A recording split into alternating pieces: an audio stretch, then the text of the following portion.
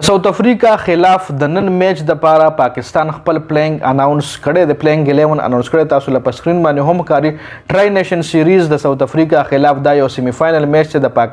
پاکستان وګټلو پاکستان به نیوزیلینډ سره فائنل کوي او که ساوث افریقہ وګټلو نو ساوث افریقہ به نیوزیلینډ سره فائنل میچ کوي نیوزیلینډ الریډي فائنل ته کوالیفای شوی دی په دې پلیئنگ الیون کې پاکستان دوه چینجز کړي دي دوه کلاړیان ډراپ دي یو خو حارث روف د انجری په وجه باندې ډراپ دی نو حارث روف په ځای محمد حسن په دې پلیئنگ الیون کې شامل دي او بل کامران غلام هم ډراپ کړی دی شوی دی کامران غلام په ځای سعود شکیل په سکواډ کې په پلیئنگ الیون کې سوري ان شوی دی نور سکواډ تاسو ګورئ هماغه سیم ټو سیم